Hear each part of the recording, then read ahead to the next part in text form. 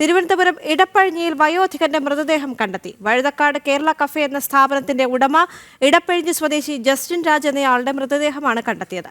കൊലപാതകമെന്ന് സംശയിക്കുന്നതായി museum police അറിയിച്ചു. S Shalini ചേരുന്നുണ്ട് കൂടുതൽ വിവരങ്ങളുമായി. ശാലിനി, കൊലപാതകമെന്ന് തന്നെയാണ് പോലീസ് ഇപ്പോൾ സംശയിക്കുന്നത്. പക്ഷേ ഇതിന് പിന്നിൽ ആരാണ് എന്ന് പോലീസിന് കണ്ടെത്താൻ സാധിച്ചിട്ടുണ്ടോ?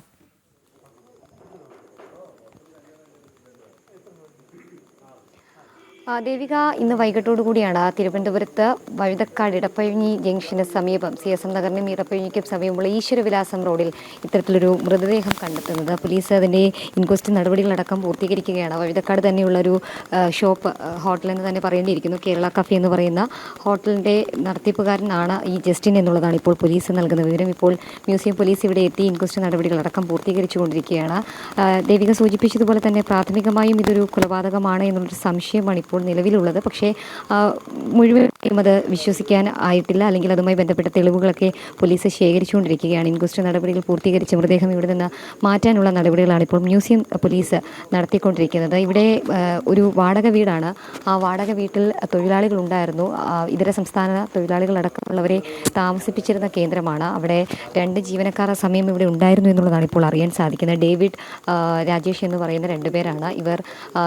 ചില തർക്കങ്ങളുണ്ടായി എന്നൊക്കെ മുൻപ് പറയുന്നുണ്ട്. ഹോട്ടലടക്കം ചില തർക്കങ്ങൾ മുൻപ് ഈ ജസ്റ്റിനുമായി ഉണ്ടായിട്ടുണ്ട് എന്നുള്ളതാണ് പറയപ്പെടുന്നത്. അത് എന്തെങ്കിലും വ്യക്തിവൈരാഗ്യം തീർത്തതാണോ അതൊരു കൊലപാതകം തന്നെയാണോ എന്നുള്ളൊരു സ്ഥിരീകരണത്തിലേക്ക് കാര്യങ്ങൾ ഇപ്പോഴെത്തിയിട്ടില്ല. എന്തായാലും ഈ 2 പേരെയും, രാജേഷ് ഒപ്പം തന്നെ ഡേവിഡ് എന്ന് പറയുന്ന 2 പേരെയും ഇപ്പോൾ സ്ഥലത്ത് കാണാനില്ല എന്നുള്ളതാണ് പറയപ്പെടുന്നത്. ഇത് രാവിലെയോടുകൂടി ജസ്റ്റിൻ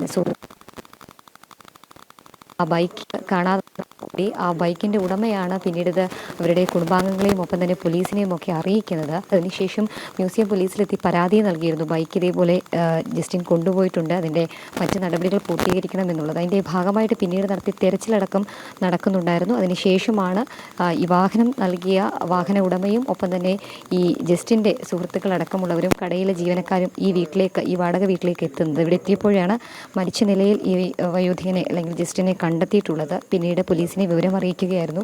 പോലീസ് ഇപ്പോൾ സ്ഥലത്തെത്തിയിട്ടുണ്ട്. ഇൻക്വസ്റ്റ് നടപടികൾ പൂർത്തീകരിക്കുന്നുണ്ട്.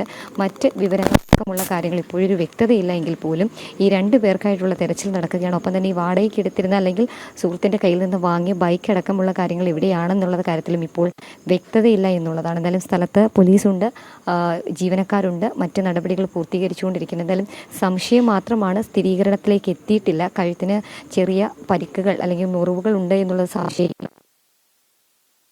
ശരി.